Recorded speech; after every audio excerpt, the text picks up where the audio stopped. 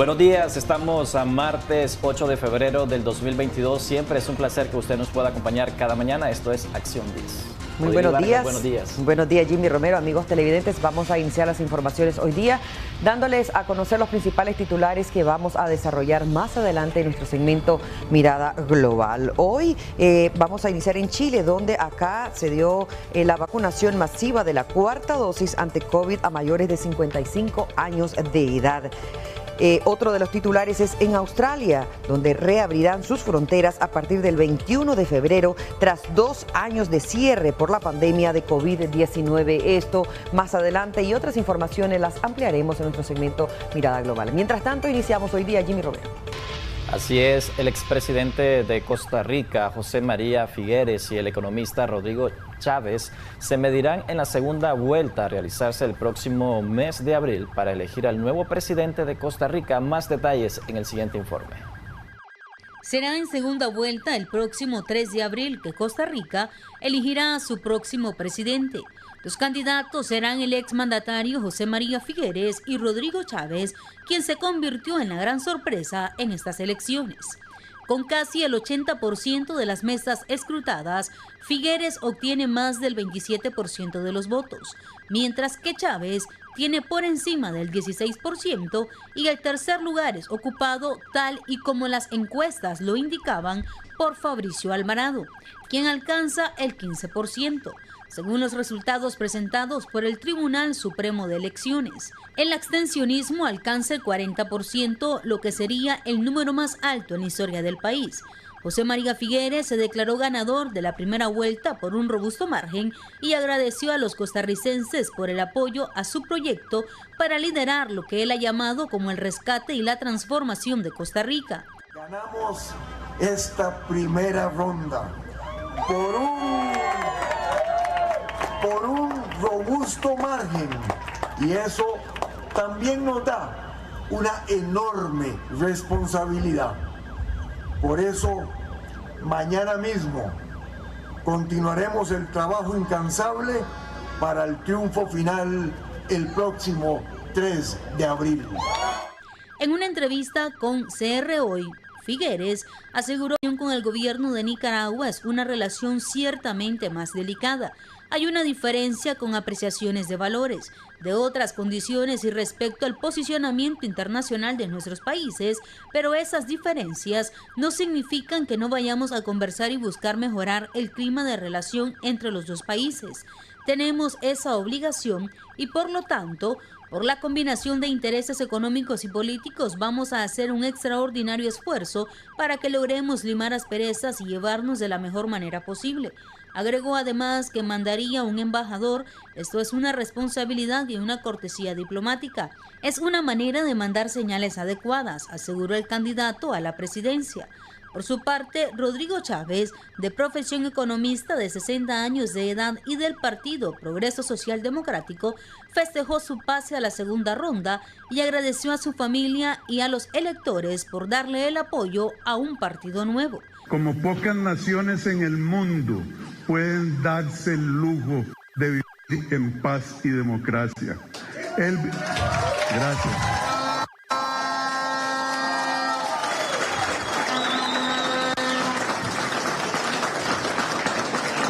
El bicentenario de nuestra democracia, de nuestra patria, no merecía menos que la fiesta que hemos vivido en todos los rincones de esta tierra bendita. ¡Que viva Costa Rica! Por tercera elección consecutiva, Costa Rica necesitará de una segunda vuelta electoral para escoger al presidente, ya que ninguno de los candidatos alcanzó el 40% necesario. El proceso electoral de este domingo se llevó a cabo en calma y sin irregularidades serias, según las autoridades electorales. Por su parte, la misión de observadores electorales de la OEA destacó que durante el día hubo orden y confianza de los actores en el proceso electoral del país y que a media jornada no había recibido reportes de irregularidades. María Esther Ordóñez, Acción 10. El jefe de la misión de observadores electorales del organismo no gubernamental Urnas Abiertas, Pedro Fonseca, no detectó irregularidades durante las elecciones generales en Costa Rica. Esto ocurrió el domingo. Veamos. Como transparentes y democráticas calificó el reciente proceso electoral en Costa Rica el jefe de la misión de observadores electorales del organismo no gubernamental Urnas Abiertas, Pedro Fonseca, cuyo resultado no generó a un ganador absoluto. Hemos tenido la oportunidad de observar el cierre y conteo de votos en algunas juntas y según lo que nosotros pudimos observar, hemos observado que se ha realizado con total naturalidad, con presencia de fiscales y con mucha transparencia. Acá, según lo que por lo menos yo pude observar, se toman las mesas electorales, las autoridades de las mesas se toman muy en serio su trabajo, acatan, ¿no?, las directrices del tribunal y la verdad es que el conteo es un conteo más. A nadie se le pasa por la cabeza, sumar o restar un voto, cambiar un voto. Con el 63.9% de las mesas escrutadas por parte del Tribunal Supremo de Elecciones, la vecina nación reportó una participación del 59.71% y un abstencionismo del 40.29% en las elecciones, lo que refleja el malestar de una parte de la población costarricense con los políticos del lugar. Eso quiere decir que las personas, la ciudadanía en Costa Rica todavía no valora, ¿no?, el privilegio de tener unas elecciones democráticas.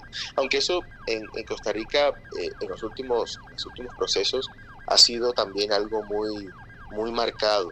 La primera vuelta electoral en las últimas elecciones también estuvo marcada por la abstención y eso no cambió sino hasta la segunda vuelta. Según Fonseca, este domingo las urnas electorales en Costa Rica abrieron sus puertas a la población en tiempo y forma. Los pobladores llegaron en un número considerable en horas de la mañana y se tomaron las medidas de prevención contra la pandemia generada por el coronavirus. Ahora el candidato presidencial y expresidente José María Figueres y el economista Rodrigo Chávez tendrán que disputarse la presidencia de este país en una segunda vuelta electoral que se realizará el próximo 3 de abril. Informó para Acción 10, Carlos Larios. En otros temas, la Asamblea Nacional aprobó la creación de 3 universidades estatales que serán regidas por el CNU para garantizar la continuidad educativa de estudiantes que cursaban en universidades que se les fue cancelada la personería jurídica. Más detalles en el siguiente reporte. El Ejecutivo ordenó este lunes a los diputados de la Asamblea Nacional, en su mayoría de la bancada del Frente Sandinista, a sustituir el nombre de la Universidad Politécnica de Nicaragua, UPOLI, por Universidad Nacional Politécnica, UNP, tras despojarle la semana pasada su personería jurídica. Sorpresivamente, la universidad quedó ilegalizada de un momento a otro y se presume que entre los motivos fue haber sido el bastión de las protestas de abril de 2018. La presente iniciativa de ley creadora de Universidad Nacional Politécnica UNP tiene como objeto la creación de un centro de educación superior estatal que garantice la continuidad de los programas académicos que eran ofrecidos por la extinta Universidad Politécnica de Nicaragua, UPOLI, procurando igual o superior calidad académica y para seguridad de las y los estudiantes nicaragüenses. Mientras, con un total de 90 votos, se aprobó también la ley creadora de Universidad Nacional Francisco Luis Espinosa Pineda, conocida antes como Universidad Católica del Trópico Seco, hasta que se le fue cancelada su personería jurídica el pasado 2 de febrero. La Universidad Nacional Francisco Luis Espinosa Pineda podrá solicitar libre de todo tributo la inscripción del traspaso de todos los bienes inmuebles, bienes tangibles e intangibles, medios de transporte y semovientes que pertenecieron y se encuentran inscritos a nombre de la Universidad Católica Agropecuaria del Trópico Seco, Presbítero Francisco Luis Espinosa UCASE, antes conocida como Escuela de Agricultura y Ganadería Francisco Luis Espinosa. Por su parte, diputados de la bancada del Partido Liberal Constitucionalista respaldaron la creación de las nuevas casas de estudios superiores, usando como argumento que los docentes y estudiantes dejaran de estar en incertidumbre. Desde nuestra bancada del PLC vamos a apoyar estas iniciativas de creación de estas universidades, pensando en el que con esto se va a garantizar la continuidad. Ante las necesidades antes descritas, la bancada del Partido Liberal Constitucionalista reitera su compromiso con el pueblo nicaragüense. Mientras en el caso de la UISPAN, UPONIP, Pablo Freire y la Universidad Nicaragüense de Estudios Humanísticos fueron fusionadas bajo el nombre de Universidad Nacional Multidisciplinaria Ricardo Morales Avilés. La acción gubernamental ha sido calificada por expertos como una confiscación disfrazada debido a que es el CNU quien toma el control de las mismas. El temor de los estudiantes es que se limite ahora el libre pensamiento crítico y decaiga la educación superior en Nicaragua. Jimmy Romero, Acción 10. Más de 20 organizaciones de la sociedad civil rechazan la cancelación de personerías jurídicas y aseguran que miles de ciudadanos se verán afectados a causa de esta medida tomada por el gobierno.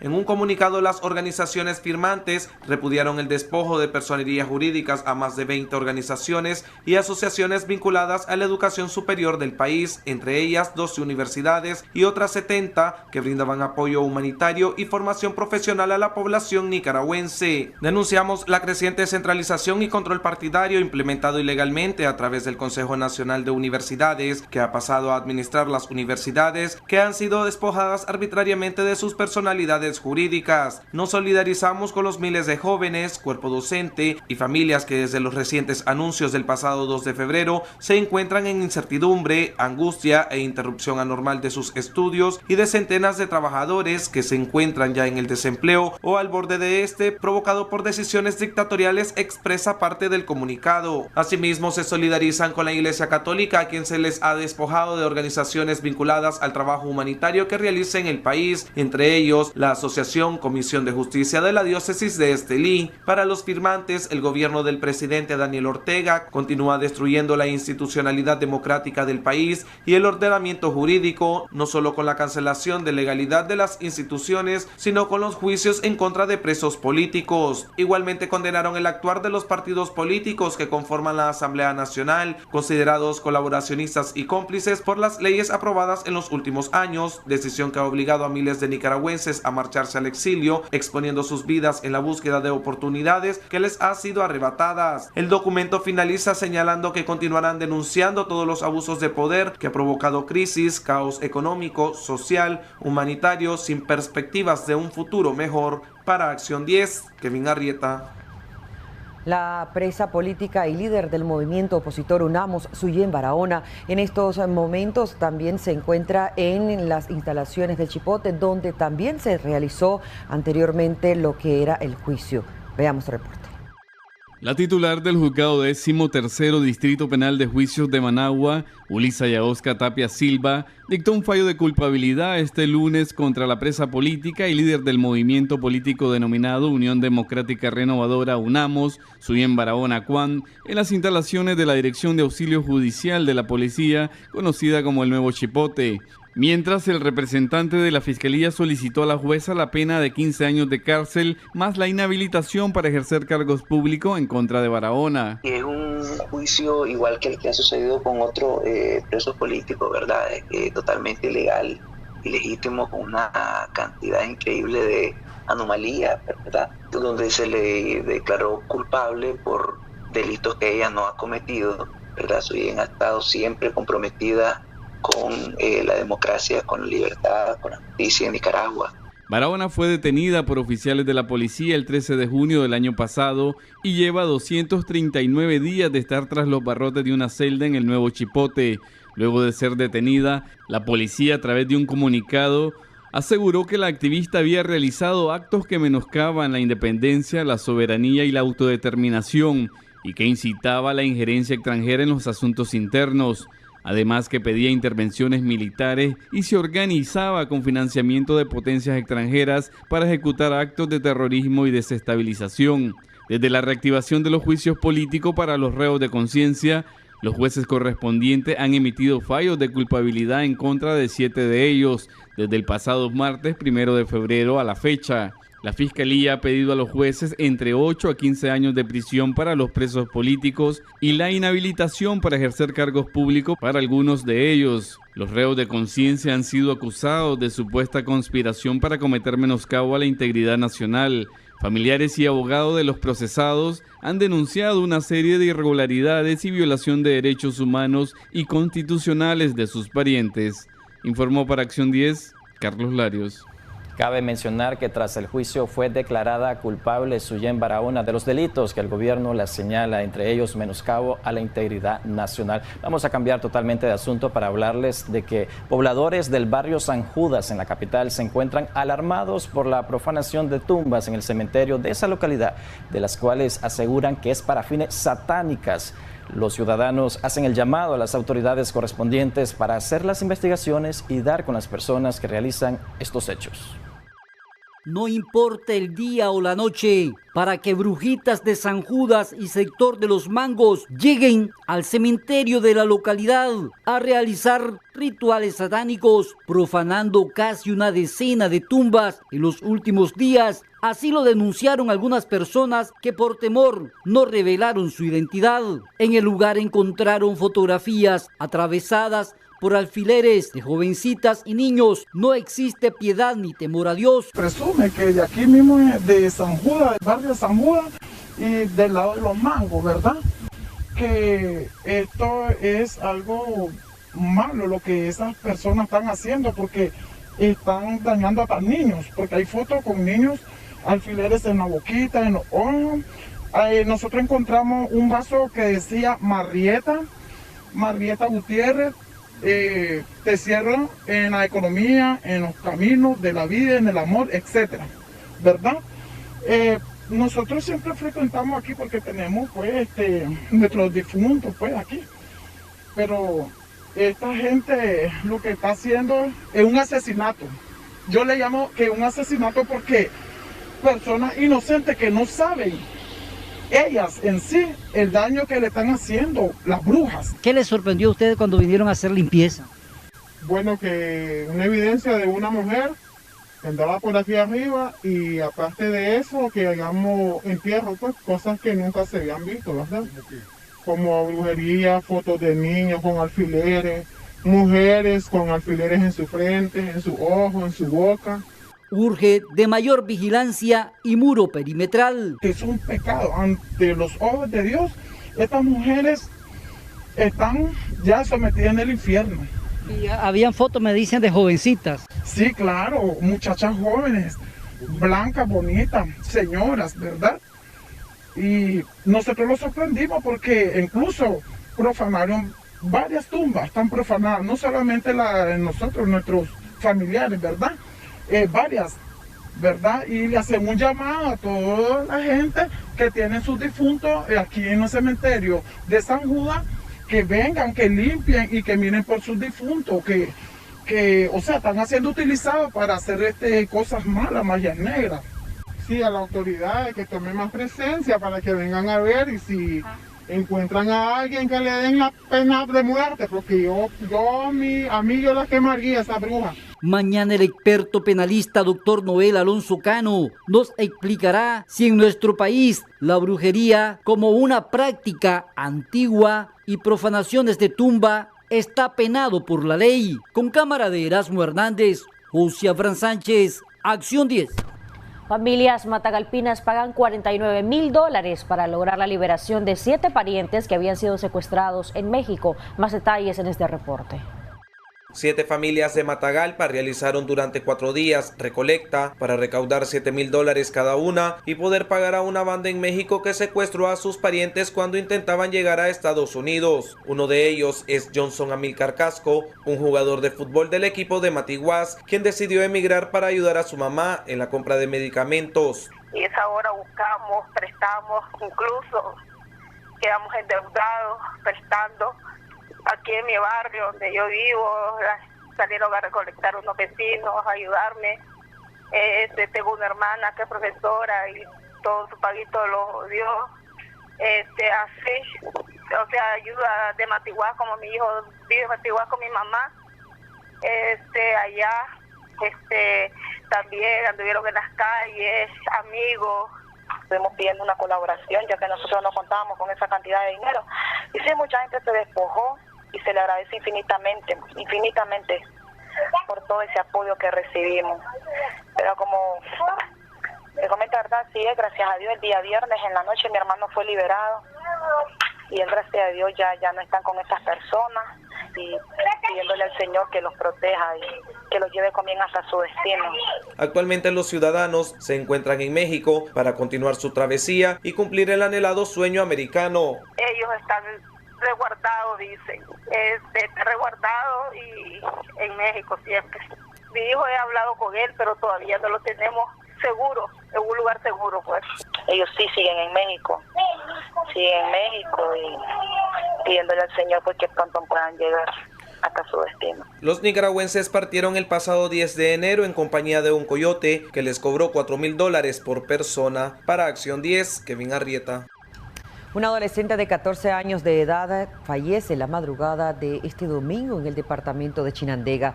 Familiares afirman que repentinamente fue cuando jugaba el popular videojuego Free Fire. Especialistas también en psiquiatría explican las graves consecuencias que puede causar la adicción a este tipo de videojuegos. Veamos el reporte. Medio local de Chinandega dio a conocer el fallecimiento de un adolescente de 13 años de edad que repentinamente falleció la madrugada de este domingo, aparentemente cuando se encontraba jugando el videojuego conocido como Free Fire. A raíz del lamentable hecho, consultamos a una especialista en psiquiatría y explicó las graves consecuencias mentales y físicas que se pueden enfrentar por no tener un autocontrol sobre este tipo de videojuegos. Entonces, cuando usted consume un juego que le da placer, libera dopamina, igual que cuando se toma una copa de alcohol o cuando se fuma un cigarrillo, igual. Entonces, la dopamina es lo que va a provocar el deseo de volver a repetir, de volver a jugar. Entonces, esto es el efecto adictivo.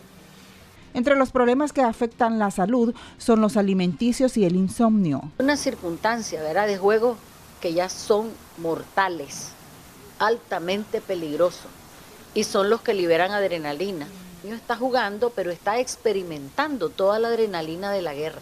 Entonces, entre más personas matás, más adrenalina. Y esto, claro, lo van haciendo cada vez, va aumentando y aumentando su agilidad, porque la adrenalina te hace ser más rápido. En la medida, entonces, que la adrenalina se acumula, puede ocasionar el infarto. De esa exposición a la adrenalina del juego que se puede detectar, el muchachito que murió podría haber tenido un daño cardíaco que se le complicó con el juego intenso. La especialista comentó que otra de las problemáticas que evita resolver esta adicción en los jóvenes es que también los padres de familia se han vuelto dependientes de la tecnología y dejan de poner atención en sus hijos. Padres pegados al celular, chateando, TikTok, video. Los padres están cocinando, la mamá cocinando con el teléfono en el hombro, moviendo la cuchara. Entonces no hay comunicación con los niños, cada quien con su aparatito. Entonces la interacción social, que es vital para la vida humana, ¿verdad?, es una pérdida que se está dando de manera progresiva, sin que se esté haciendo nada. La doctora recomendó lo siguiente. Si en la escuela, por ejemplo, hay psicólogos, me parece que podrían hacer los psicólogos de la escuela círculos de grupos de autoayuda de muchachitos de la escuela, para que vayan dejando los juegos, que vayan dejando su infancia, es decir, pues cómo van a pasar a la adolescencia cargando con esa adicción. Entonces, en la medida, ¿verdad?, en que se pueden agrupar varios niños, agarran fuerza, y tiene que ser igual que los alcohólicos anónimos, por 24 horas no voy a tocar este aparatito. La tía del jovencito hizo el llamado a los demás padres de familia a supervisar a sus hijos para evitar desenlaces lamentables como el que vivió su familia. En Acción 10, Geraldine Domínguez. Hacemos una breve pausa comercial y ya regresamos. Estamos de regreso con más información. Ahora vamos a abordar temas económicos, porque Nicaragua y Costa Rica se convirtieron esta semana en los países con los precios de los hidrocarburos más altos. Y es que los consumidores siguen resintiendo las variaciones de precios de este producto. Más detalles a continuación. Desde este fin de semana, llenar el tanque de combustible en Costa Rica y Nicaragua se volvió mucho más caro. Así lo refleja el comportamiento de precios de los hidrocarburos en Centroamérica. Por ejemplo, en nuestro país, la presentación de gasolina super aumentó $0.71 por galón, mientras la regular tiene una variación de $0.69 y el diésel presenta la mayor alza, es decir, $0.76. A nivel internacional se maneja que va a seguir aumentando el costo del barril. Por lo consiguiente, el costo a nivel de la región centroamericana, pues lógicamente va a venir aumentando más. Más aún en un país como el nuestro, pues que no tenemos competencia de gasolineras, solamente tenemos 2 gasolineras transnacionales, las dos se ponen de acuerdo y ellas dicen cuánto va a aumentar o cuánto va a bajar, pero no lo hacen acorde a la paridad internacional. Las constantes subidas desde que se congelaron los precios en nuestro país han motivado que muchos busquen nuevas alternativas para movilizarse en la capital. Tal es el caso de este conductor, quien posee esta camioneta, pero para ahorrar utiliza otra opción. Optar por este vehículo que es más grande es más gasto y hay veces no hay, pues, mano, para echar. ¿Cada cuánto saca la moto? Las veces más posible la puedo sacar, ¿no? Hay veces, ¿me entendés? ¿Cuál es la diferencia de inversión entre la moto y este vehículo? Estamos hablando casi de un 70% de ahorro.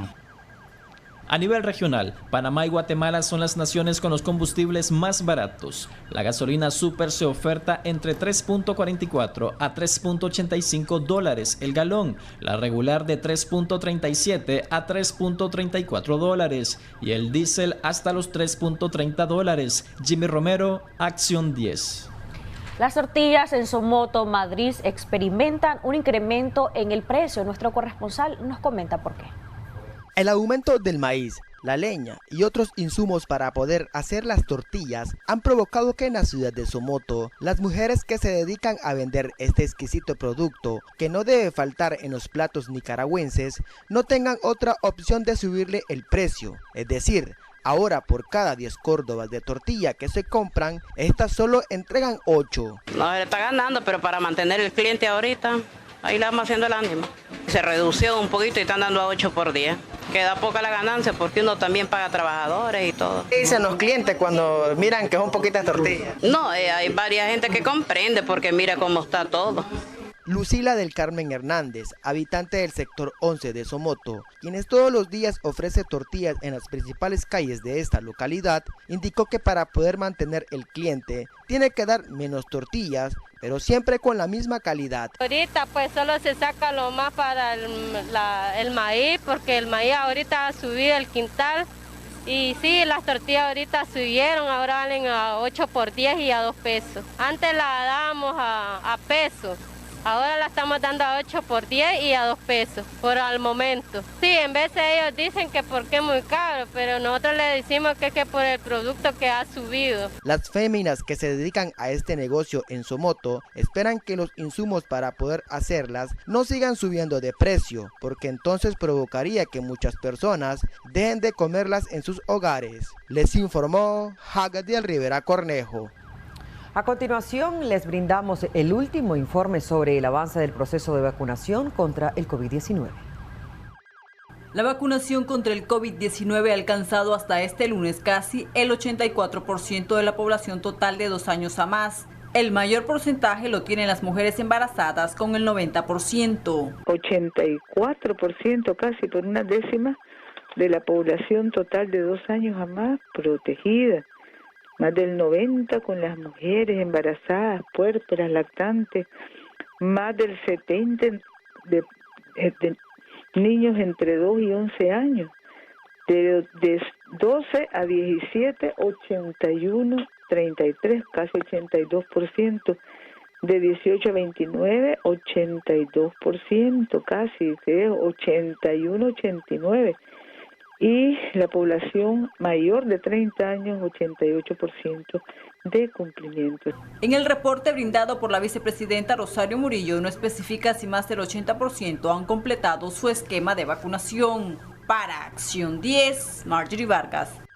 La Fuerza Naval de nuestro país detuvo a 3 nicaragüenses que realizaban pesca ilegal en Chinandega. Las autoridades de igual forma decomisaron más de 1.000 libras de pescado. Los detalles con Kevin Arrieta. 3 ciudadanos identificados como Cristian Moisés Mendoza Carranza, de 35 años de edad, Manolo Salvador Guzmán, de 33, y Francisco Javier Calderón Trujillo, de 19, todos de origen nicaragüense, fueron retenidos por una patrulla naval del Ejército a 1.2 millas náuticas al norte Punta San José, municipio de El Viejo, departamento de Chinandega, cuando realizaban pesca ilegal y pretendían comercializar en El Salvador 1,000 libras de pescado de las especies róbalo, pargo y corvinilla. De acuerdo con el comunicado emitido por la institución, los tripulantes no presentaron la documentación correspondiente, no portaban chalecos salvavidas y medios establecidos por la ley, violentando las medidas de seguridad de la vida humana en el mar. Los retenidos fueron entregados a las autoridades competentes. Para Acción 10, Kevin Arrieta.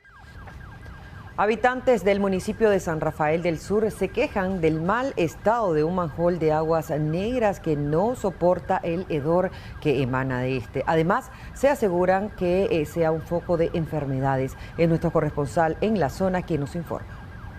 Habitantes del sector del kilómetro 48 y medio de la carretera entre San Rafael del Sur y Mazachapa se quejan de las aguas negras que de forma permanente emanan del sistema y que ya no soportan el hedor, además de que es un foco de enfermedades. Y hay esta tufalera que ya no la aguantamos aquí, no podemos salir aquí a la carretera a esperar un vehículo, un taxi, un bus, porque la tufalera que no se soporta. Le hablamos al MINSA, a nuestras autoridades, a nuestro alcalde que nos apoye, que nos ayude con esta problemática que tenemos de esta tufalera que no la soportamos.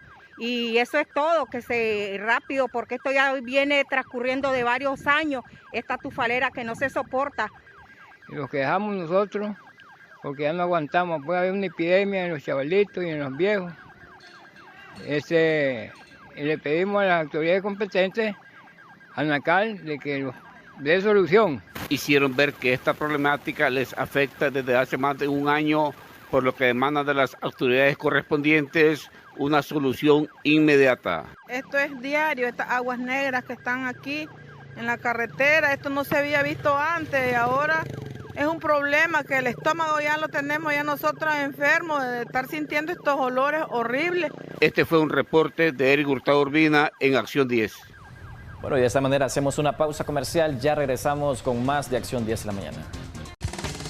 Estamos de regreso. Ahora les comento que evitar accidentes con personas fallecidas y lesionados fue el propósito de una marcha que organizó el mando de la policía de Chontales, que es parte de la campaña de sensibilización que desarrollan en ese departamento, pero nuestro corresponsal nos amplía mucho más. Prevenir los accidentes de tránsito y su peligrosidad fue el principal mensaje que dejaron los participantes de la marcha que organizó el mando de la policía de Chontales, que inició en la entrada principal de Huigalpa y concluyó frente a las instalaciones del Hospital Escuela Asunción. No manejen a exceso de velocidad y que se pongan el casco para poder salvar su vida. Hay que ponerse el casco y conducir despacio. Tenemos que seguir concientizando a la población y sobre todo a los conductores que deben de tomar responsabilidad, ¿verdad? Porque no es andar jugando con la vida de las personas. El pastor evangélico Sergio Ramírez considera que la cantidad de accidentes de tránsito que se registra en Nicaragua es sorprendente, al igual que el número de fallecidos y lesionados. Hay personas que nos están esperando en casa y hay personas también en las calles que van hacia sus hogares y que muchas veces no llegan por nuestra falta de responsabilidad. Así que les instamos en el nombre de Jesús que respetemos la vida, ¿verdad? Y amémonos nosotros mismos y amemos también a los que están en las calles.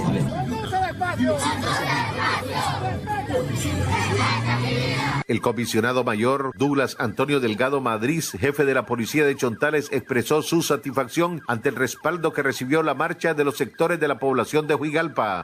Para hacer conciencia a todos los conductores, para evitar los accidentes de tránsito, que respetemos las señales de tránsito, que utilicemos el casco como el conductor y pasajero y los conductores que no tomen si manejan. Esta es una campaña permanente de la comunidad con la policía. En lo que ha transcurrido de febrero, las estadísticas todavía no marcan en Chontales personas fallecidas. Les informó Marvin Antonio Miranda y Bonilla. Continuamos con más informaciones. Dentro de una casa de habitación ubicada en el barrio San Antonio del municipio de La Trinidad, departamento de Estelí, fue encontrado sin vida Juan José Torres Morán, profesor del Instituto José Martí y de varias universidades. Es Jacqueline Cáceres quien tiene el detalle. De 45 años fue encontrado muerto el profesor Juan José Torres, el cual impartía clases de química, matemática y ciencias sociales en el Instituto José Martí y algunas universidades de la ciudad de Estelí. Agentes de la Policía Nacional investigan el caso, ya que el cuerpo fue encontrado en una casa vecina en la que habitaba. El hecho mantiene alarmados a la población, ya que el profesor era una figura muy reconocida de la ciudad. Para Acción 10, Jacqueline Cáceres. En otras informaciones, para marzo está previsto que finalice el ciclo cafetalero 2021-2022. Así lo dio a conocer el presidente de la Asociación de Exportadores de Café, Jimmy Romero, con los detalles. El ciclo cafetalero 2020-2021 está a punto de finalizar. Así lo aseguró la Asociación de Exportadores de Café de Nicaragua. El porcentaje de avance hasta el mes de febrero es del 90%. En el corte, la proyección es que termine en un 95% a finales de febrero, 95-98%. Quedan algunas fincas ubicadas en las zonas muy altas, arriba de 1.350 o 1.400 metros, que todavía en los primeros días de marzo van a tener cortes, pero ya es la menor parte. El corte básicamente va a estar con un 98% de avance a finales de febrero. El sector mantiene la proyección que Nicaragua alcanzaría los 3 millones de quintales de café, siendo una cifra superior a la producción del ciclo pasado. Lo que se tiene proyectado es que con un total de producción de 3 millones de quintales, 2.9, 3 millones de quintales, es un ingreso cercano o ligeramente superior a los 600 millones de dólares para la cosecha 21-22. Café que se va a estar exportando ya se comenzó a exportar, y en su mayoría se va a terminar de exportar a finales de septiembre de este año. Esta semana, el precio del grano de oro se cotiza en el mercado internacional en $241. Para este ciclo se requirió de más de 300,000 cortadores de café. Jimmy Romero, Acción 10. Hoy abordamos un tema vinculado a la migración de los nicaragüenses, sobre todo a los Estados Unidos. ¿Cómo es el tema de las detenciones, las deportaciones y los TPS, los paroles también? Estos estatus de usted puede estar de manera temporal, quizá en México, esperando que se revise su situación migratoria, o ya en territorio estadounidense, pero todavía no sabe qué va a pasar, si va a poder quedarse en los Estados Unidos o si lo van a deportar a nuestro país y bajo qué condiciones, qué implica todo esto. Vamos a hablar del tema con nuestra experta en temas justamente de migración y perdones de Estados Unidos. Así es, Jocelyn, ya nos acompaña la doctora María Matthews, quien vos mencionabas que es experta en temas migratorios y también de perdones de Estados Unidos. Muchas gracias, doctora, por acompañarnos acá en Acción 10 en la mañana.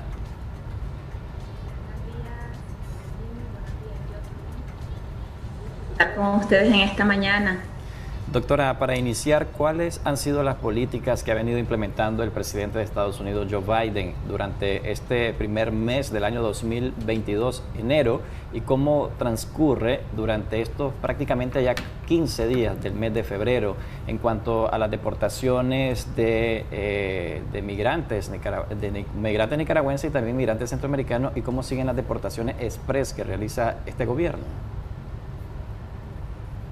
Bueno, te cuento, Jimmy, de que sigue, la verdad no ha habido un gran cambio, ¿verdad? En estos días del mes de febrero que han transcurrido, a como lo dije anteriormente, que no consideraba que la patrulla fronteriza cambiara de posición acerca de admitir a los nicaragüenses en el territorio estadounidense, ¿verdad? Siguen llegando los nicaragüenses, siguen llegando los centroamericanos. Podemos observar el trato diferenciado que existe, ¿verdad?, en cuanto a los nicaragüenses. Podemos notar el descontento entre la administración, ¿verdad?, y lo que es la patrulla fronteriza. Realmente la patrulla fronteriza, ellos han expresado a la administración de que no están realizando su trabajo. Recordemos que la función de la patrulla fronteriza es resguardar, ¿verdad?, las fronteras. Ellos son la seguridad nacional de la nación, y pues el descontento que hay es que ellos dicen no estamos realizando nuestro trabajo. Ahora hacemos como un trabajo de recepcionista de hotel, recibimos a las personas, les damos la bienvenida y les ayudamos a que ellos puedan contactarse con su familia. Y dicen ellos, no es nuestro trabajo lo que estamos haciendo. La ley establece, ¿verdad?, de que toda persona que llega indocumentada al borde fronterizo o toda persona que es detectada tratando de ingresar indocumentado o indocumentada al borde fronterizo debe ser detenido y debe ser deportado, ¿verdad? Normalmente eso es lo que establece la ley y es algo que no está sucediendo en el caso de los nicaragüenses. Pocas deportaciones expeditas, sí lo vemos en otras nacionalidades, ¿verdad? Pero realmente hay mucha flexibilidad en cuanto a los nicaragüenses. Doctora, ¿han habido nicaragüenses deportados de manera express? Porque hay unos que no piden asilo político, otra beneficio migratorio en esa nación. ¿Cuáles han sido las principales causas de estas deportaciones que han habido? Bueno, normalmente hay una orden ejecutiva en cuanto al trato de los nicaragüenses por razones no solamente políticas, sino por la crisis sanitaria, ¿verdad? Entonces, ¿qué es lo que pasa?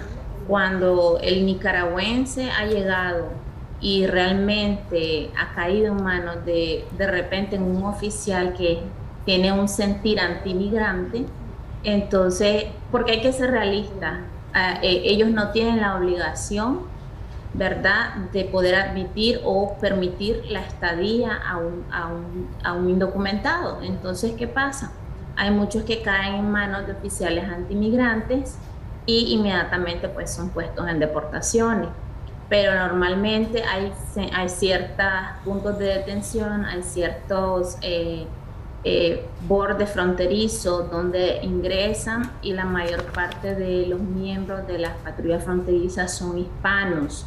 Estamos hablando de mexicanos, hay cubanos. Entonces, ¿qué pasa? Estos son un poco más humanitarios, más conscientes, pero hay otros que no. Entonces, en mi parte, en mi opinión personal, creo que depende mucho en manos de quién, ¿verdad?, de qué oficial caiga la persona a quien le otorguen su caso, y también va a tener mucho que ver los récords. Si la persona tiene récords criminales, obviamente va a ser puesto en deportación de manera inmediata.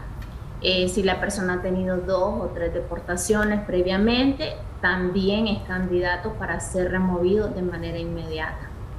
Doctora, queremos recordar a nuestra audiencia que a partir de este momento puede participar marcándonos al 2222-7808. Si usted tiene alguna consulta o pregunta para la doctora, pues perfectamente lo puede hacer o nos comenta su experiencia. Hay tantos hermanos nicaragüenses que han vivido cosas tan trágicas como tener que pagar miles y miles de dólares para poder responder al secuestro, extorsión de parte de grupos delincuenciales, de bandas bien organizadas que están operando justamente teniendo a los migrantes como esa carnada fácil para poder ganar dinero ilícito de esta manera.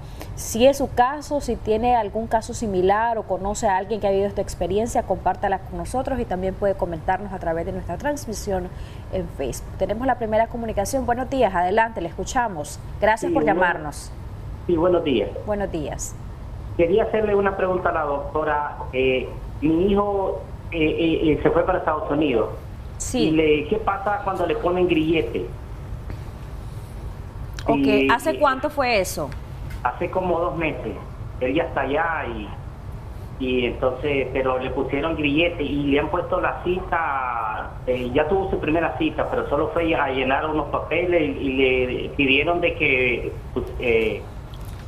diera un correo y que ahí le va a estar llamando. ¿Qué pasa cuando le ponen grillete? ¿Hay orden de exportación más adelante o un proceso? ¿Es la primera vez que su hijo entra de forma ilegal a los Estados Unidos?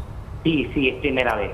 Bueno, muchas gracias por llamarnos. Doctora, ¿qué ocurre cuando le ponen grillete y ya tienen una primera cita? ¿Qué puede esperar el señor respecto a la situación de su hijo? El grillete simplemente es un localizador. de pronto el hijo no supo dar un lugar exacto donde iba a dirigirse, y lo otro es que no hay realmente una condición especial para que la persona no use o use el grillete. Eso va a ser a discreción del oficial. El grillete prácticamente, y la ley lo establece, que es para garantizar que la persona indocumentada pueda presentarse a su debido proceso. Les recuerdo que toda persona que ha ingresado indocumentadamente está bajo orden de deportación.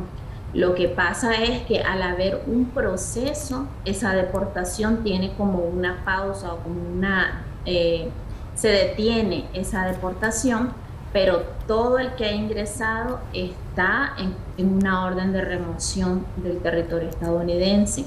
Pero obviamente el debido proceso establece que la persona debe y tiene derecho a una audiencia, tiene derecho a una audiencia de miedo creíble, ¿verdad? Y demostrar que realmente está sufriendo una persecución. Si este no logra demostrarlo, el juez le dará no creíble y será deportado, ¿verdad? Se envía a un centro de detención y será deportado al país de origen. Doctora, tenemos otra llamada telefónica. Muy buenos días. ¿Cuál es su aporte, su consulta o pregunta hacia la doctora María Matthews? Le escuchamos. Bueno, mi hijo tiene ya 2 meses de estar detenido. Escúchenos directamente desde su teléfono. Ahí era por la emigrante, ahí. ¿Dónde está detenido? En Cork Island. Primero estuvo en Texas, Houston, después se lo llevaron allá a Cork Island.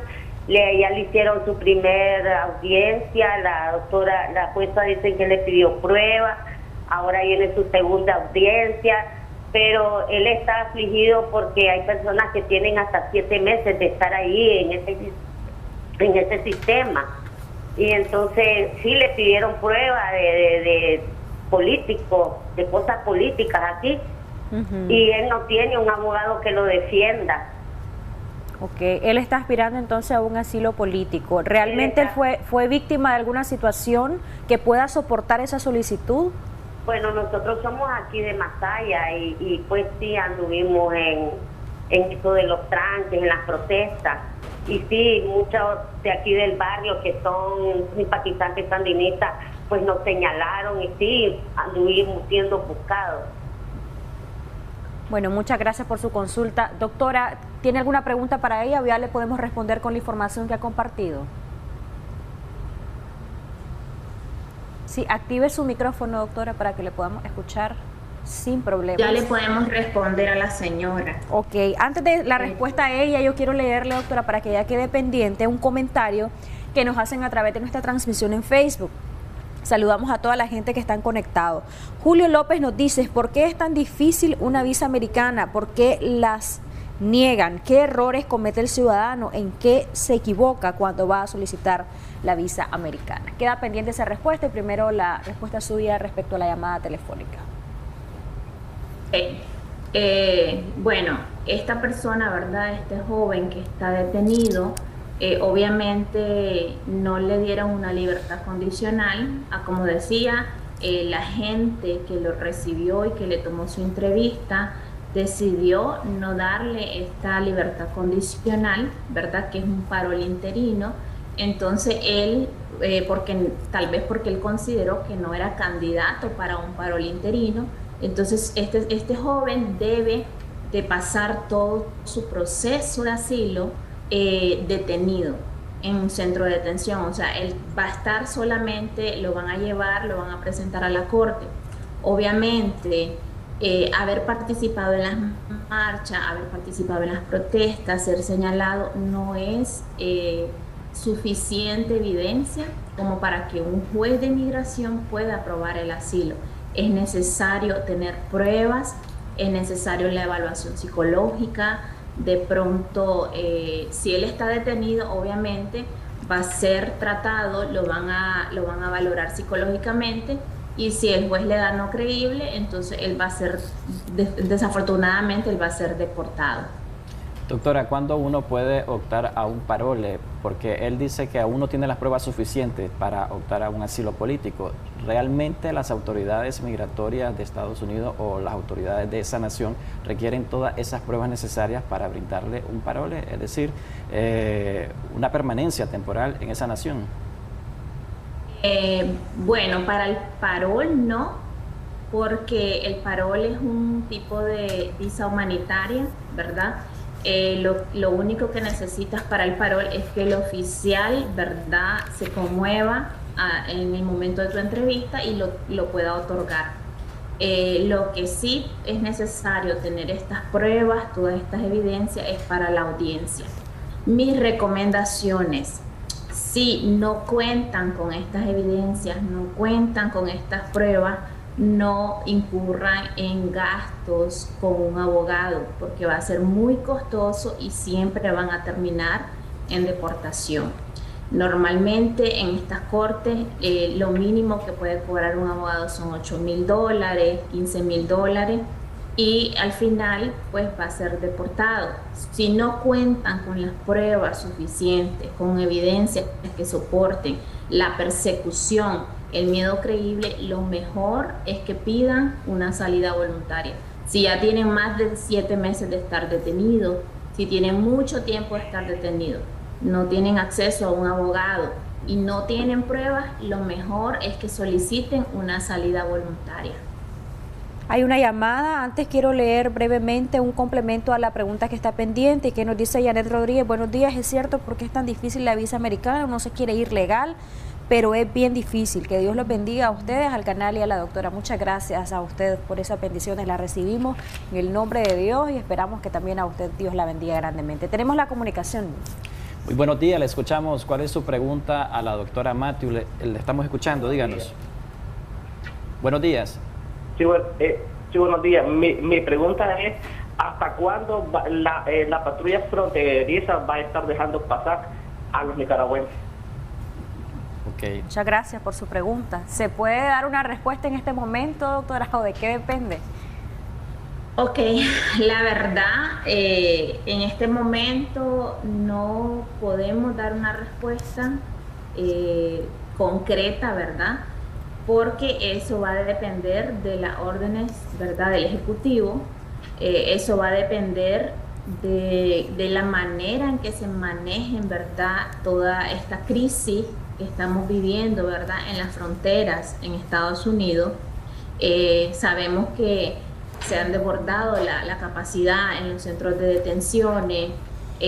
Hay muchos casos, o sea, los jueces de inmigración sí han expresado descontento con el número de peticiones de asilo que se han recibido, el número de casos.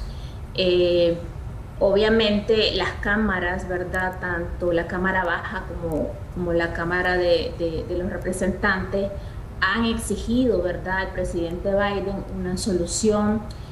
Han exigido detener, ¿verdad?, las admisiones de indocumentados en los puertos fronterizos. Pero hasta el momento no hay en sí una fecha determinada que se diga hasta cuándo van a dejar de admitir. Sin embargo, el Departamento de Estado, ¿verdad?, informó que iban a proceder con las deportaciones expeditas, pero en la práctica pues no se está viendo. En la práctica se siguen admitiendo especialmente a los nicaragüenses. En la práctica siguen otorgando paroles interinos, ¿verdad?, como de manera humanitaria, para que estos puedan quedarse y puedan, ¿verdad?, ya sea, aunque no demuestren en una corte, pero al menos tienen una estadía por 1 año para que las personas puedan permanecer en el estado, en el territorio estadounidense, puedan trabajar, puedan por lo menos subsistir y poder sobrellevar la crisis económica en este momento con sus familias en Nicaragua. En cuanto a la visa, doctora, ¿por qué es tan difícil obtenerla? Es la pregunta que nos hacían a través de nuestras redes sociales, porque incluso algunos optan y prácticamente pierden su dinero al solicitarla acá en la Embajada de Estados Unidos en Managua. Ok, Jimmy, existen criterios de elegibilidad. No es que sea difícil, sino que si la persona no cumple con estos criterios, obviamente no le van a otorgar una visa de turista. Recordemos que una visa de turista implica que la persona tenga una estabilidad económica, que sea demostrable. Obviamente, si no tienes un empleo, no tienes un trabajo estable y tu trabajo, el salario mensual de tu trabajo es menor a $800, $1,000, entonces no eres elegible a una visa de turista, porque hay que tomar en cuenta el costo de un boleto de avión, el costo de los hoteles, cuánto te puede costar venir de turista a Estados Unidos. Si la persona no tiene la capacidad para demostrar, ¿verdad?, que es un turista potencial para esta nación, obviamente esa visa va a ser denegada. Tiene que ver mucho también el nivel de educación de la persona, a qué se dedica, el arraigo en el país. Porque el objetivo de la visa de turista es promover, ¿verdad?, la economía de la nación. No es que las personas vengan con la visa de turista y se queden indocumentados fuera de estatus, o que las personas vengan con la visa de turista y apliquen a un asilo. Ese no es el objeto de la visa de turista, sino que vengan, puedan gastar dinero, obviamente, en sus vacaciones y regresen a su país de origen. Nos preguntaban, doctora, cuáles son los principales errores que se cometen a la hora de solicitar una visa. Y es importante esta pregunta porque recordemos que la visa no es gratis, tiene un costo, y el nicaragüense se esfuerza bastante para poder asumir ese costo, además de todos los trámites. Es decir, no es nada más lo que se va a pagar en la embajada, son muchas otras cosas. ¿Cuándo considerar que realmente no se debe hacer ese intento? Ok, primeramente tomar en cuenta todos estos criterios de elegibilidad. Si la persona no es elegible, no debe de aplicar, porque obviamente va a caer en una negativa. Los principales errores que se cometen, muchas veces las personas ponen información equivocada, ¿verdad? Mienten a la hora de su entrevista, o muchas veces, la mayor parte del tiempo, acuden donde gestores que les llenan la aplicación y cometen errores, les hacen una aplicación mala. Entonces, la aplicación lleva un 50%, ¿verdad? Y el otro 50% es la entrevista. Si la persona da una buena entrevista y la aplicación ha sido llenada de manera equivocada, obviamente pues va a caer en una negativa de la visa. Entonces es importante que acudan donde alguien especialista, ¿verdad?, que les pueda ayudar con el proceso. Es importante que se asesoren antes de aplicar. No es lo mismo pagar un pequeño costo por una asesoría a perder completamente, ¿verdad?, todo el fee que se paga para la aplicación de la visa. Entonces, esas son mis recomendaciones, que primero se asesoren para determinar si son elegibles, y si realmente son elegibles, entonces proceder a aplicar a la visa, y obviamente que la aplicación la realice un experto, una persona que tenga conocimiento en lo que es el llenado y el proceso de la aplicación. Doctora, nos hacen otra pregunta siempre relacionada a la solicitud de visa. ¿Qué pasa cuando te la niegan? ¿Hay que solicitarla nuevamente en un determinado tiempo? ¿Es posible que te la puedan dar? Es la pregunta que nos hacen a través de nuestra transmisión. Sí, normalmente el consulado establece, ¿verdad?, y te dice, te informa, puede aplicar dentro de tanto tiempo. Hay muchas razones por negativa. Por ejemplo, hay personas que son inadmisibles al territorio estadounidense, entonces obviamente les van a negar la visa.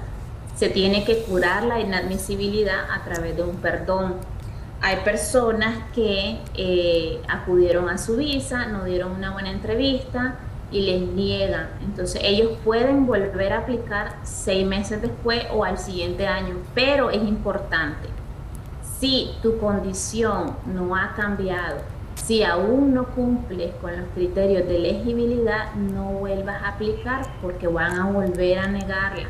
Por ejemplo, si en la primera vez que se aplicó la persona no tenía trabajo, estaba soltero, no tenía cómo demostrar el arraigo, no tuvo cómo demostrar sus ingresos, pero después esta persona pudo superar estos criterios y ahora sí tiene un trabajo estable, ahora sí tiene un ingreso demostrable, entonces podemos considerar en una nueva aplicación.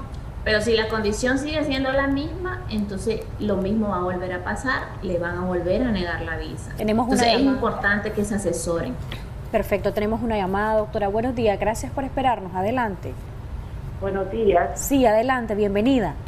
Sí, yo estoy llamando porque yo obtuve una visa de turista que me fue otorgada para 10 años. Mi visa vence en enero del año 2023. Yo tengo 2 hijas, una nacionalizada y otra ciudadana por el estatus del papá. Mi pregunta es ¿cuánto tiempo es prudente para la renovación de esta visa? ¿Y qué posibilidades hay pues de que pueda ser una respuesta positiva nuevamente? Ok, ¿en qué momento debe hacer usted la gestión y si realmente se la van a renovar o no? Doctora. Debe realizar, dice que la tiene vigente hasta el 2023. Sí. Es importante, ¿verdad?, que ella pueda, si le urge salir después del tiempo de su vencimiento, que lo haga con tiempo, que ella pueda solicitar nuevamente la visa. Obviamente, ¿de qué va a depender que le vuelvan a otorgar la visa? Va a depender de que si ella, su visa de 10 años que tiene actualmente, si ella nunca ha violado los términos de su visa, si ella nunca ha permanecido por más tiempo del cual ha sido admitida en el territorio estadounidense por un CBP, entonces de eso va a depender.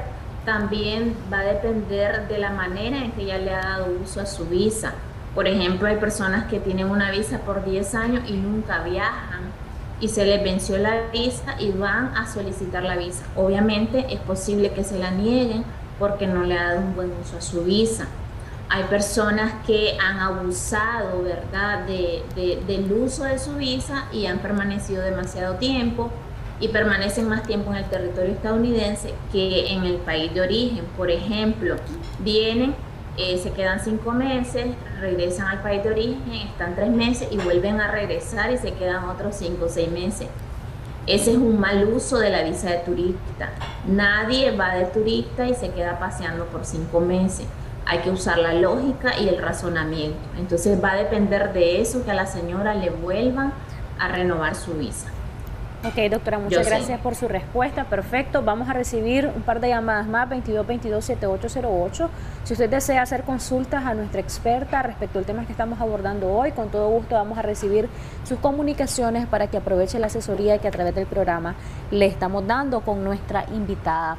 Hay otro elemento importante y son los TPS. Doctora, ¿cuál es la situación de los TPS? ¿Qué es lo que significa este estatus? ¿Y quiénes son los que pueden aplicar a él? Queda pendiente la respuesta suya, pero antes hay una comunicación telefónica. Muy buenos días, ¿cuál es su consulta o su pregunta? Le escuchamos. Mi consulta para la doctora. Yo tengo visa con mi familia múltiple, digamos. Recién me la otorgaron, yo la renové, recién me la otorgaron, ¿verdad? Pero se dio el problema de la pandemia. En estos últimos 5 años, en estos últimos 3 años no he viajado por la situación de la pandemia, temor y esas cosas. ¿Esto me puede afectar al ingresar, verdad, obviamente a Estados Unidos? Ok, ¿cuál sería su respuesta, doctora? Realmente no porque obviamente los aeropuertos estuvieron cerrados durante la pandemia. Estamos hablando de todo el año 2020, ¿verdad? No hubo afluencia de turismo, miramos que estábamos en cuarentena, entonces esto realmente no le puede afectar al señor.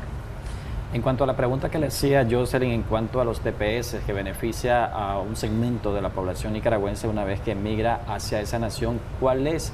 Y si realmente esto está beneficiando de forma real a aquella persona que viaja ilegalmente hacia el país norteamericano. Actualmente para Nicaragua está vigente para los que obtuvieron el TPS de verdad en años anteriores. Hoy en día, si viene un nicaragüense, no puede aplicar, no puede hacer una nueva aplicación a un TPS. El TPS está vigente para los países de Haití, El Salvador y recientemente, ¿verdad?, Venezuela. Entonces, estos países, ¿verdad?, estos ciudadanos de estos países tienen el estatus de protección temporal, eso significa el TPS. ¿En qué año debieron haber ingresado a Estados Unidos? ¿En qué año debieron haber ingresado a Estados Unidos para obtener este estatus migratorio? Esto fue en los 90s, ¿verdad? Cuando, por ejemplo, con las situaciones del desastre del huracán Mitch, el TPS surge, ¿verdad? Y el objeto del TPS es proteger a estas personas que han sido víctimas de desastres naturales en sus países de origen, que han perdido sus casas, sus familiares, que han perdido todo. Entonces es un estatus de protección temporal para que ellos puedan recuperarse, puedan permanecer en el territorio estadounidense, puedan trabajar y es una permanencia legal. Entonces en aquel entonces podían aplicar y actualmente, ¿verdad?, para Venezuela, que recientemente, ¿verdad?, hace 2 años, se extendió el TPS para los venezolanos, entonces los venezolanos pueden aplicar para el TPS siempre y cuando no estén en un proceso de asilo. Se habla de un TPS, de un intento de TPS para reabrir una nueva convocatoria para los nicaragüenses, pero todavía no hay una propuesta formal en la Cámara Baja, entonces es demasiado prematuro hablar de nuevas convocatorias para los nicaragüenses en el tema del TPS. Doctora, sus recomendaciones de cierre en esta mañana, sobre todo para esas personas que nos están sintonizando y que están considerando el viajar a los Estados Unidos quizá de manera ilegal porque les negaron la visa, y me gustaría que fueran orientados sus palabras de cierre también a esos riesgos que los nicaragüenses enfrentan. Hoy presentábamos una nota donde una familia nicaragüense tuvieron que pagar hasta casi $49,000 para poder rescatar a sus familiares. Algo realmente lamentable porque lo único que encuentran a veces es riesgos, secuestro, extorsión, y muchos pierden la vida en el intento del sueño americano. Jocelyn, pues lamentablemente esta travesía implica un riesgos muy grandes, muy altos. Es importante que la persona, el nicaragüense, ¿verdad?, que ha decidido inmigrar, tome ciertas medidas. Es importante que la lista de contactos, ¿verdad?, siempre es importante. Una recomendación que les puedo dar: cuando hagan este viaje, que no vengan con el pasaporte ni su licencia, porque al momento de ingresar la patrulla fronteriza les va a detener esa documentación, y después, una vez que ya están acá, es difícil poder realizar acciones, poder realizar trámites sin una licencia de conducir y sin un pasaporte. Entonces lo mejor es que vengan nada más con la cédula, y después los familiares les pueden enviar la documentación. Y lo otro es que es importante que valoren, ¿verdad?, los riesgos. Los que viajan con niños, traten de no hacerlo. Los niños son los que más sufren en este tipo, ¿verdad?, de viaje.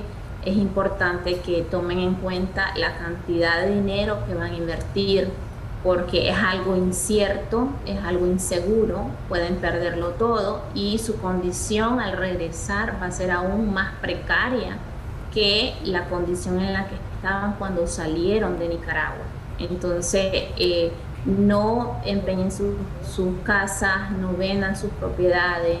Realmente esto que está sucediendo es algo momentáneo, no los van a dejar quedarse permanentemente. Esto es algo que, saliendo de la administración, es posible que se activen redadas de deportaciones. Muchos no van a poder demostrar, ¿verdad?, el miedo creíble en las audiencias, les van a dar no creíble, y obviamente van a quedarse de manera fuera de un estatus en el territorio estadounidense, y en una redada, entonces todo aquel que no logre demostrar que está legalmente en el país va a ser deportado. Entonces tienen que valorar que lo que está sucediendo ahorita es por razones humanitarias, y que obviamente al llegar un nuevo gobierno las políticas tienden a cambiar. Entonces los que ya están acá dentro del territorio estadounidense, si están trabajando, que ahorren lo más que puedan, que utilicen la sabiduría y ellos puedan administrar esos ahorros y que siempre tengan en mente que van a regresar al país de origen y que cambiando esta administración todo puede cambiar. Entonces tengan en cuenta todas estas recomendaciones. Doctora, muchas gracias. Un placer que nos haya acompañado como siempre y dar esa asesoría a nuestra población nicaragüense. Esperamos pronto tenerla nuevamente con nosotros.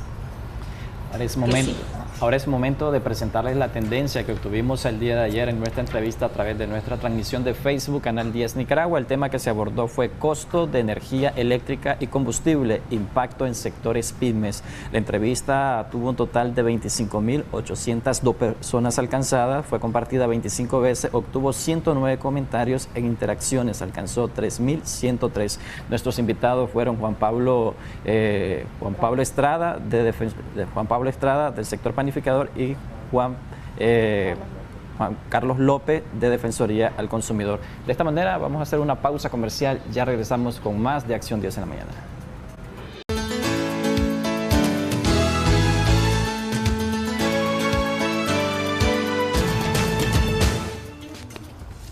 Así es, Tati. Efectivamente, nosotros vamos a iniciar en este momento una de las entrevistas médicas con nuestro especialista de clínica de Medicina Oriental Altamira, doctor Brian Pérez. Estaremos conversando un tema sobre artrosis de columna. Él nos va a indicar cuál es ese padecimiento y también qué podemos nosotros hacer en cuanto a tratamientos, qué es lo idóneo. Doctor, muy buenos días. Gracias por acompañarnos. Buenos días, siempre agradeciendo a Canal 10 por el espacio que nos da cada martes para hablar de temas de salud.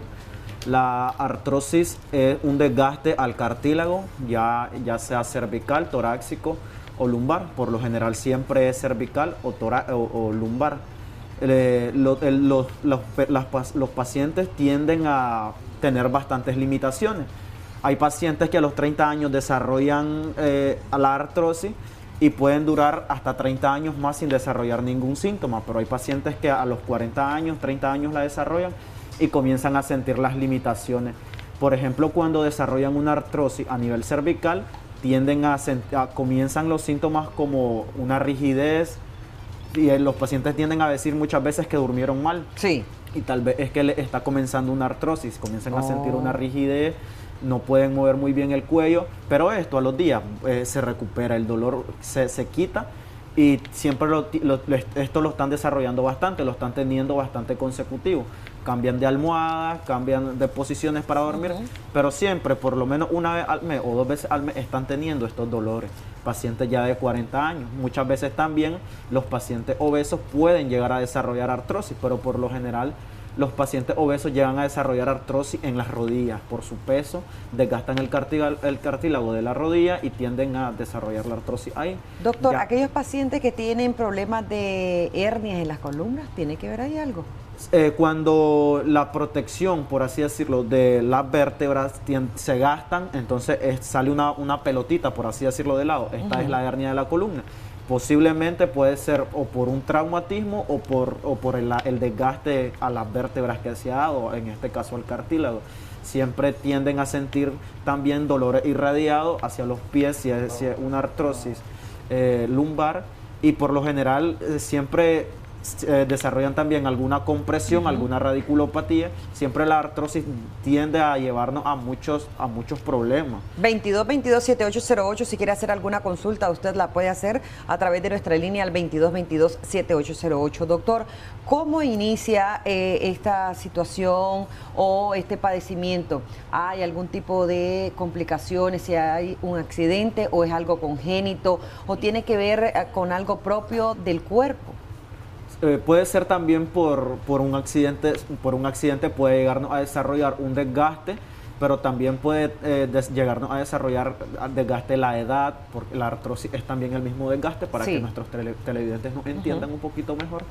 También puede, igual las personas mayores, como estaba diciendo, pueden desarrollar los 30 años, incluso pueden pasar hasta 30 años sin mostrar ningún síntoma. Y teniéndola. Y teniéndola. Okay. Entonces llegan a la consulta, se les hace una consulta general, se les toma radiografía y sí. Tenemos una llamada. Muy buenos días, adelante, le escuchamos. Aló, buenos días. Buenos días.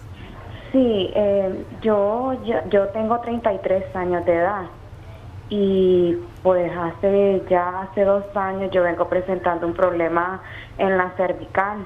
Yo he recibido terapia, he ido con ortopedia, pero mi problema sigue igual, mi dolor es crónico. ¿Se ha hecho alguna radiografía? Sí, me he hecho radiografías y me dicen ellos que lo que tengo es una rectificación cervical, pero el dolor siempre es crónico. Yo aunque tome relajantes o me pongan inyectados, siempre mi dolor está ahí permanente. ¿Cómo no? Quizá nos deja el dato completo y el número de teléfono para una consulta de Clínica de Medicina Oriental Altamira. Cuando hablamos de rectificar, para que entendamos, porque a veces dice, está bien, pero no, eso es algo que no es positivo al paciente. Sí, y siempre por lo general los problemas cervicales tienden a desarrollar muchas veces el insomnio. Esta paciente tal vez puede estar teniendo algún dolor en los hombros porque los problemas cervicales siempre se irradian a hombros y brazos. Y el insomnio, no pueden dormir, por más que cambien su cama, cambien almohadas, no pueden llegar a dormir, al igual que los pacientes que desarrollan problema lumbar, que muchas veces no aguantan, a veces son gorditos y no aguantan estar boca abajo porque son gorditos, pero tampoco boca arriba porque les molesta su problema en la columna, entonces tienden a dormir de ladito y ya esto comienza a hacer malas posturas y siempre tendemos a causarnos algún daño. Cuando se dice tiene rectificada la columna o la cervical, ¿eso no es bueno, doctor? No, y pues muchas veces cuando tienen rectificada la columna tampoco tiene solución, por así decirlo. Siempre se les da una calidad de vida tratando de eliminar el dolor y la rigidez que muchas veces tienden a desarrollarla. Tal vez controlar un poquito la ansiedad, porque el paciente cuando ve que ha intentado tantas veces eliminar su dolor o eliminar su problema y no encuentra solución, también tienden a desarrollar momentos de estrés y las compresiones. Por lo general, cuando los pacientes desarrollan estrés, hay una llamada. Sí, tenemos una llamada. Muy buenos días, adelante, le escuchamos. Buenos días, la llamo de aquí de Estelí. Sí, saludos a la gente de Estelí. Sí, del barrio Oscar Turcio. Buenos días, Dios me lo bendiga. Gracias, a usted también. Y es para preguntarle al doctor, fíjese que yo tengo más o menos 4 años que padezco eso, más o menos, esos dolores, pero a mí se me pega un dolor, después que me empieza el dolor en la columna, se me viene bajando a los pies, se me pega, se me incrementa solo en un punto, que es arribita del ojo del pie. Sí, y también, pero me pongo, mire que no puedo ni dar un paso, hay veces. ¿Qué edad tiene? Ya tengo como 3 años de estar, que a mí me empezó un dolor así y ya estoy, o sea, tomo Astrocil, tomo Ceflalexil, creo que montones de cosas de relajantes. ¿Y usted qué edad tiene? 59 voy a cumplir. ¿Y tiene alguna enfermedad crónica? ¿Padece de diabetes, de hipertensión? No, gracias al Señor, no. ¿Se ha hecho algún examen de alguna radiografía? ¿Para saber? Sí, radiografía me hicieron. Cuando me empezó el dolor me hicieron porque a mí me dio miedo, porque como creí que era como trombosis. Sí. Porque viera qué horrible, esos dolores son horribles. ¿Cómo no? Si pudiera venir usted a una consulta, acá a Managua. ¿Aló? ¿Qué vale la consulta? No, en Clínica de Medicina Oriental y Acción 10 le obsequiamos esa consulta, siempre y cuando usted pueda venir. Ajá, sí, podría hacerle el ánimo para ir donde el doctor. Cómo no, déjenos los datos completos, por favor, y el número de teléfono. Gracias por llamarnos y saludos a la linda gente de Estelí y por estar pendientes, doctor. Este es uno de los casos más comunes cuando se refiere a artrosis en la columna baja, por lo que más creo que ya tenga una artrosis entre L4 y L5, que es por lo general donde se desarrolla. Sí. El problema cuando se desarrolla aquí, que aquí se hace la compresión nerviosa por lo general y aquí se desarrolla también una ciatalgia. Cuando no se había tiempo la artrosis, se tienden a molestar también los nervios que están dentro de la columna vertebral.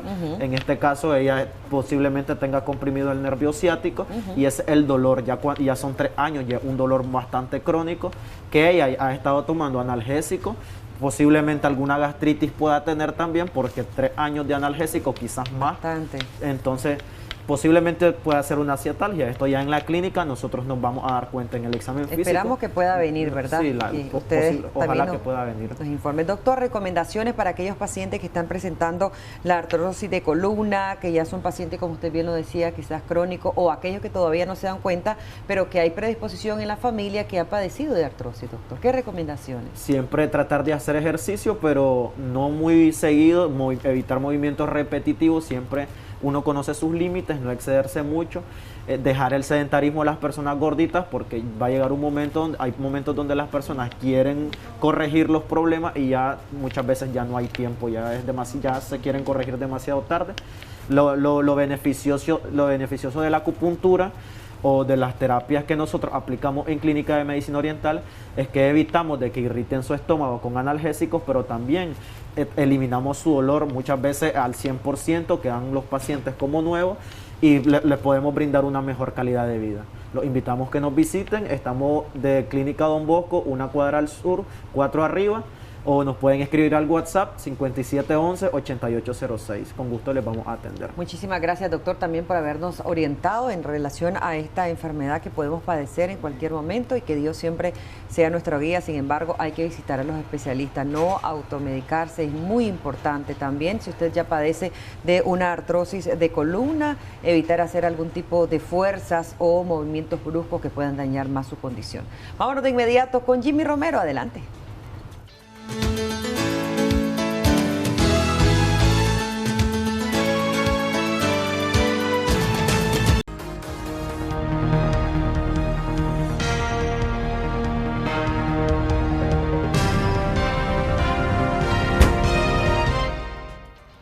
Así es, Einer y amigos televidentes, ya está con nosotros nuestro especialista, el doctor Isidro Trujillo. Él es abogado y conversaremos un poco sobre una violencia, sí, un tipo de violencia, y es violencia patrimonial.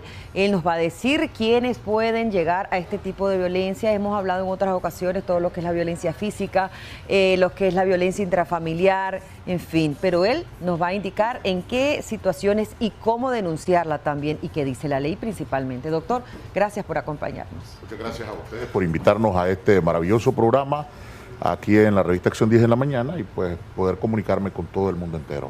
Sí, violencia patrimonial, doctor. Bueno, nuestra ley, a partir del año 2014, cuando se aprobó la ley 779, sí, que es la ley de violencia contra las mujeres y de reforma a la ley 641, esto fue en enero del 2014, exactamente el 20 de enero, aprobada y publicada el 30 de enero, a través de la Gaceta número 19 de ese año 2014, viene a ser el nacimiento de un nuevo tipo penal y clasifica los tipos de violencia que se pueden cometer contra las mujeres.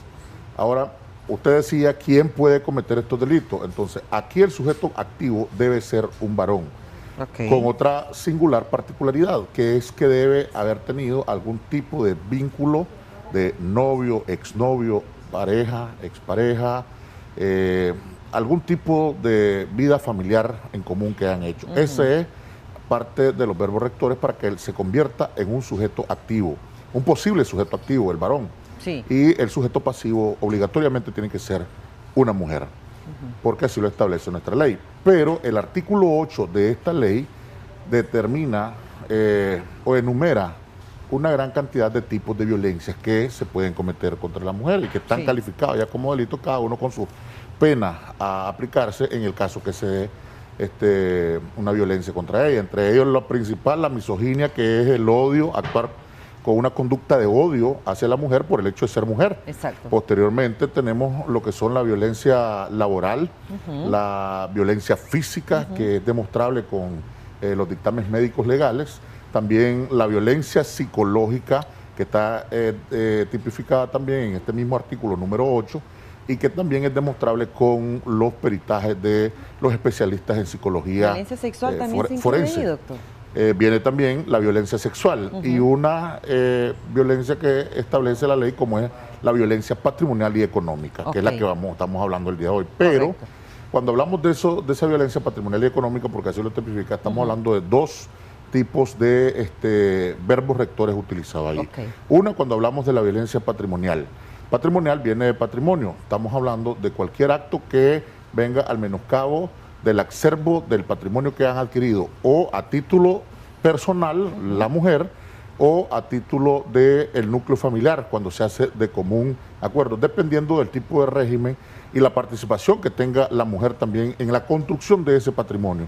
Muchas veces escondemos, ocultamos los bienes para no darle a la mujer. Eso se da más que todo cuando ya pasa la etapa del enamoramiento, porque cuando estamos en la etapa del enamoramiento queremos entregar todo por convencer a una dama, pero después queremos dejarla también sin nada, la dama. Entonces, ahí incluyen en esa violencia patrimonial, doctor, lo que es la casa, las viviendas, propiedades. Todo lo que tiene que ver con inmueble. patrimonio. Patrimonio viene desde los bienes muebles y los bienes inmuebles. Un carro, una bicicleta, un juego de sofá son bienes muebles, pero también vienen las casas, las fincas, todo lo que viene adherido a un edificio, todo lo que está adherido a la tierra, que no se puede mover de un lado para otro si no es con su destrucción. Entonces, todos esos son patrimonios que muchas veces decimos, una casa no la podemos ocultar, pero sí podemos ilegítimamente traspasarlas para querer violentar el derecho al acceso a ese patrimonio que tiene la mujer al momento de hacer una separación. Entonces se puede dar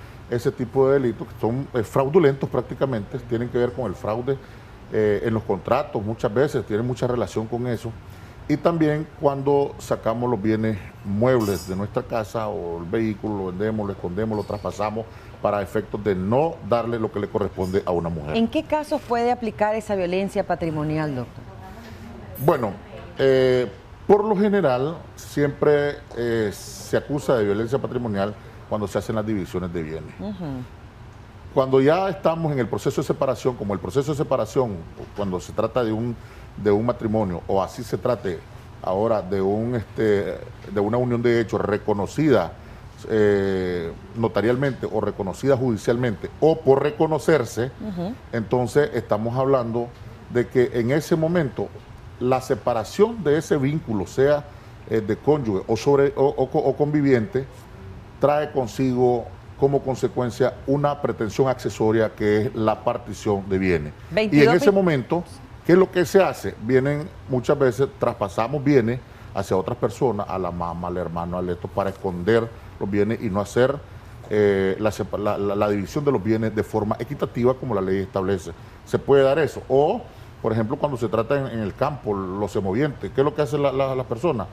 Lo saca de la finca, los manda hacia otro lado, los vende, y todo eso es violencia patrimonial. 22-22-7808, si usted quiere hacer alguna consulta en relación al tema que estamos abordando el día de hoy, violencia patrimonial, 22-22-7808, con gusto le vamos a atender. Doctor, aplica también cuando ponemos a nombre de otra persona, por ejemplo, un vehículo, usted ya lo decía, una casa, pero también un vehículo o algún negocio. Nos responde después de la siguiente llamada. Sí, buenos días. Buenos días, adelante, le escuchamos. Aló, buenos días. Tenemos la llamada, quizá nos indican 22-22-7808, directamente, por favor, se comunica con nosotros utilizando la bocina de su teléfono, con mucho gusto le vamos a atender. Doctor. Sí aplica porque cuando hacemos ese tipo de traspaso, sea un bien mueble o inmueble, estamos ocultando la legalidad, la legitimidad que ostenta o la persona, la dama, de manera particular, o también cuando es parte de los bienes del núcleo familiar. Entonces sí aplica también para los bienes inmuebles. Pero la violencia económica tiene que es otro de los verbos rectores, tiene que ver más también con relación a el control que se ejerce contra la dama, por ejemplo. Tenemos otra llamada. Muy buenos días, adelante, le escuchamos. Buenos días. Buenos días. Buenos días. Aló, le estamos escuchando. ¿Cuál es su consulta? Mi consulta es esta. Nosotros adquirimos un vehículo durante el matrimonio. No, en realidad no es matrimonio, sino que fue una relación. No nos escucha a través no nos escucha a través de la tele, sino a través de la bocina de su celular o de su teléfono, por favor, para que sea más directa la comunicación. Adelante. Okay. Entonces nosotros adquirimos ese bien. Sí. Ahora nosotros nos separamos. Bueno, eso se adquirió y se puso a nombre de él. Nosotros tenemos un hijo en común y ahora a la separación él dice que yo no tengo derecho del bien. O sea, fue algo que construimos entre los dos, porque los dos trabajamos y ahora dicen pues que no tengo derecho. Yo quería saber si hay alguna cosa que hacer en ese caso. Como no, gracias por llamarnos y quizás nos deje el contacto de usted también para que el doctor se comunique y sea más directo, ¿verdad? Quizás pueda darle una asesoría. Ahí hay dos cosas. Hay quienes consideran de que no se puede hacer nada cuando no hay estipulado un tipo de régimen de convivencia y no se establece el régimen de bienes mancomunados, sino que viene separado. Pero ¿qué pasa ahí? Cuando se establece que hay bienes separados para el efecto de la convivencia y no se hace una división equitativa al momento o adquiere de forma adquisición equitativa al momento, entonces ahí hay una violencia prácticamente. Como no, doctor, gracias por habernos acompañado. Vamos a hablar posteriormente de este tema, ¿verdad? Porque hay mucho que decir. Claro que sí. Vámonos de inmediato con Tati.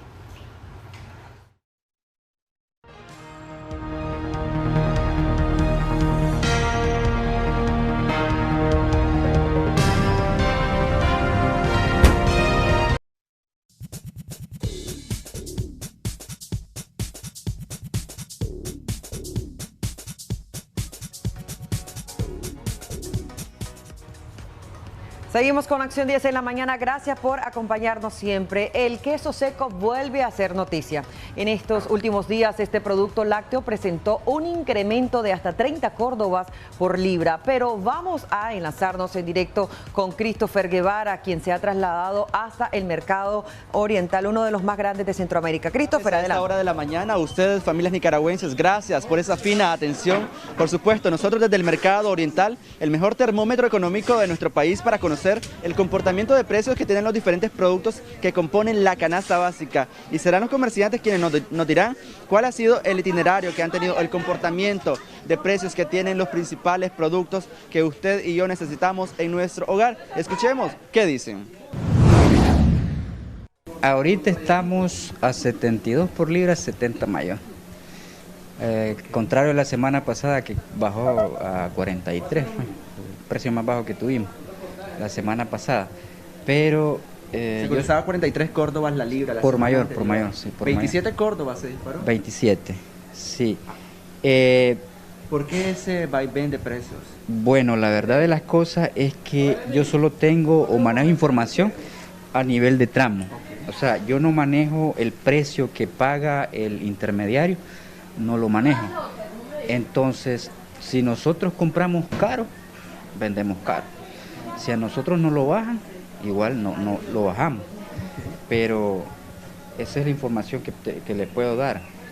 Porque ¿cuánto es la ganancia por libra, don Leonel? Importante que dejemos claro esto porque muchos en redes sociales critican al comerciante, que es el que le incrementa. No. Por lo general nosotros andamos entre 4 y 5 cordos.